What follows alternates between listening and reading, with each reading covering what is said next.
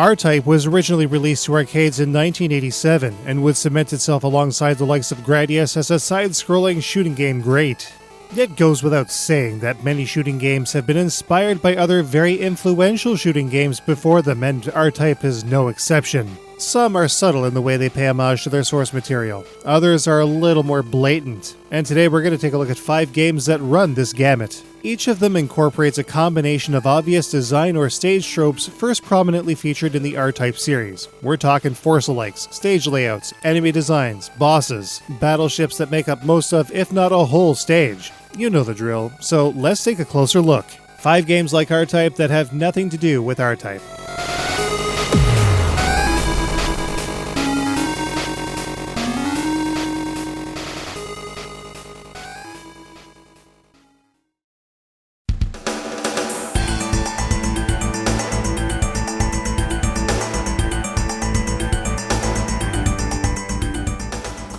In what is sure to be a recurring theme here, it's widely known that former IRAM staff made the jump over to SNK to work on games for the Neo Geo. There are definitely more blatant games that clearly demonstrate this, but this one is at least a little more subtle about it, unlike another title that we'll look at shortly.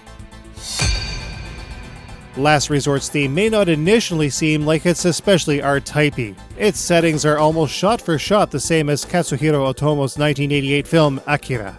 But once players grab a weapon power-up, it's clear to see how R-Type clearly played a part in its development. Here's what it does the same. Last Resort has a slow stage scroll and precise enemy placement, encouraging memorization through repeat play. Speed power-ups are the only way for players to increase their rate of movement. Meanwhile, the weapon pod not only acts as a shield like the Force, but can also be launched as a powerful weapon. Of course, Last Resort wouldn't be an R-Type alike without weird dong creatures, and it delivers. Gross. Stage 5 is also largely comprised of a single battleship, as is customary in any R-Type game. Finally, Last Resort features a checkpoint restart with a bare, completely unpowered ship after death.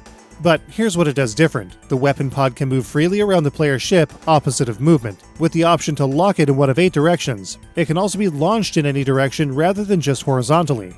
Whether locked or not, the weapon pod's supplemental fire will be aimed in the opposite direction of movement. Additionally, when it is launched, it will yo-yo back to the player. It even comes in multiple flavors, allowing the player different styles of launched attack: blue for a ricochet, orange for a crawl. Last Resort's weapons are also generally different from R-Type, and the weapon pod is charged rather than the player's shots. It also features speed down pickups for players to reduce their speed if needed. But does its gameplay translate between it and R-Type? Well, yes and no. While its pace and flow are similar, Last Resort is also very dependent on directly using the player's bit to inflict major damage to the player's foes. Its multi-directional positioning is also crucial in dealing with sometimes dense enemy fire.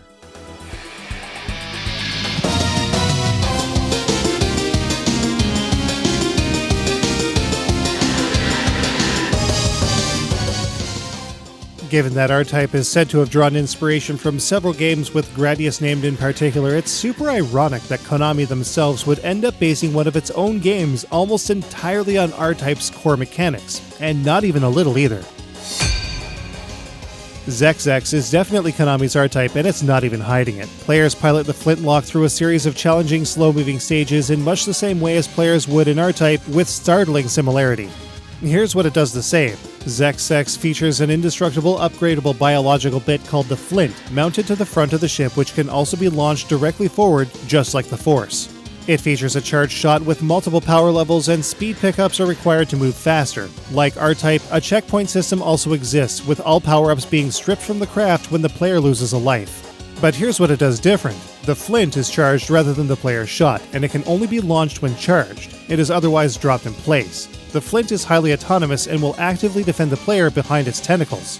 ZexX also features a slightly wider array of exotic weapons. Most strikingly though, ZexX features a vast amount of vertical travel in addition to its horizontal scroll in some stages. However, while the stage scroll is often slow, their flow generally feels much different. So does its gameplay translate? Not really. Though a lot of the concepts are the same, the huge vertical expanses the player will play through in several stages is unlike anything in R-Type. Its enemies and bosses are a lot more aggressive as well, behaving more like Gradius or Salamander than R-Type.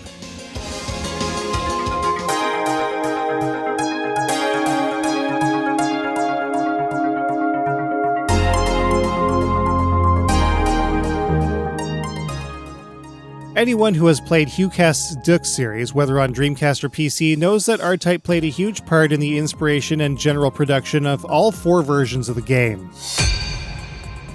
Redux Dark Matters is the ultimate evolution in the series, with a particularly great-looking version available on PC for next to nothing compared to the now out-of-print Dreamcast productions.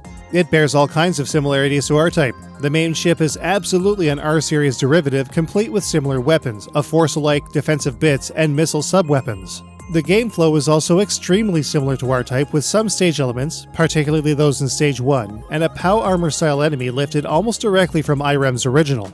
But it also does other neat things. A lock-on attack that is not only powered by but also eats bullets can reach enemies in any direction. The Force-alike also grows through several levels via dedicated pickups, but cannot be launched. Additionally, defensive bits will grow as additional pickups are collected. The player's missile sub-weapons can be changed from horizontal to vertically firing, allowing for more flexibility to attack. With an instant respawn, it's also extremely easy, especially with many 1-up items found throughout the game in addition to score-based extends. However, a second Forceless ship is available in Veteran mode, which ramps up the difficulty. But does its gameplay translate?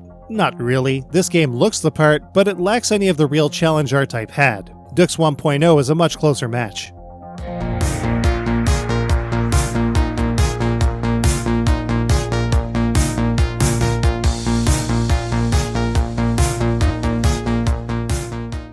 We've said this before, but prior to R-Type Final 2, it was thought that the series wouldn't see another shooting entry for well over a decade and a half.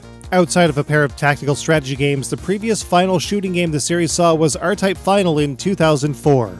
It was up to the fans to come up with something more modern. And Com8 Com1 Software did just that in 2018 with Rigid Force Alpha, their own unique take on the R-Type formula for Windows PC. It would also be tweaked and ported over to the Nintendo Switch, PlayStation 4, and to Xbox One in 2020 as Rigid Force Redux. You can get all the details in episode 306 of Bullet Heaven, but the fact remains, this is one impressive game for having been made by a team of 2. Here's what it does the same. Rigid Force features an extremely R-Series similar ship design, complete with a bullet-absorbing Force-alike. Players can fire behind them if this force is mounted towards the rear. The player's main weapons are upgraded with multiple pickups, and missile sub-weapons add a good amount of supplemental fire to the mix. It also features a few bosses reminiscent of R-Type, but with less in the way of Dong creatures.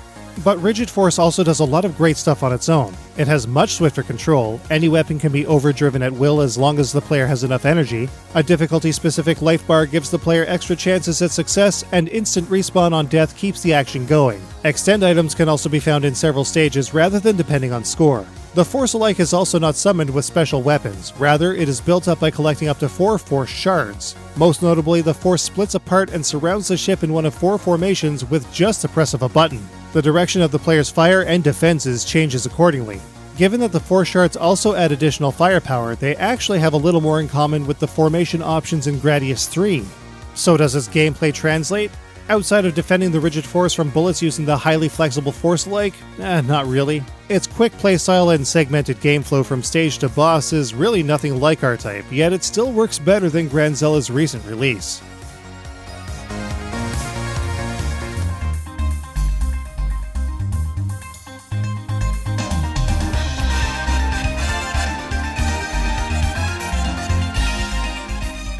What we have here is perhaps the most unapologetically R-Type game that isn't called R-Type. To the point that I remember hearing somewhere that Pulsar was rumored to have been an R-Type title early in its development, though this is a rumor that hasn't at all been corroborated. But you'd never know it. Most of Pulsar is pure R-Type. It has slow, methodical gameplay, a growing defensive bit, checkpoint restart at death, a charged shot whether the bit is present or not, missile sub-weapons, additional defensive bits, extremely similar special weapons, and a very similar design reminiscent of the R-Series. Pulsar also has a giant enemy that takes up most of Stage 3. Several other stages, especially Stage 1, are very similar to those in R-Type as well, and of course, Dong monsters. But what does it do different? Well, the Force-alike is the biggest difference here. It's only ever fixed at the front of the craft and it can't be launched. Most interestingly though, it can also be sacrificed to create a powerful bomber attack to heavily damage everything on screen. In addition to the cannon charge, players can also tap their fire button rapidly to build a rapid gauge, which enhances their main shots. This can help in certain situations with specific weapons, and generally rewards a fast trigger thumb, which is a neat touch. The direction of the supplemental fire from the defensive satellite bits can also be changed based on player movement. But can its gameplay be translated between it and R-Type? Oh, absolutely. This is basically an unofficial entry in the R-Type series with an alternate title, and ICOM isn't even hiding it.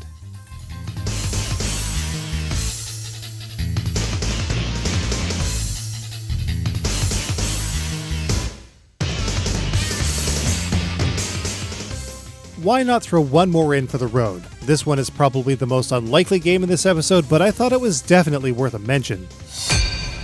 Chotetsu Brikinger, also known as Ironclad, is basically what would happen if some mad engineer took the concept of R-Type, smashed it into a steampunk setting and injected it with some cave DNA, shifting it into a perspective reminiscent of Progir no Arashi or Akai Katana.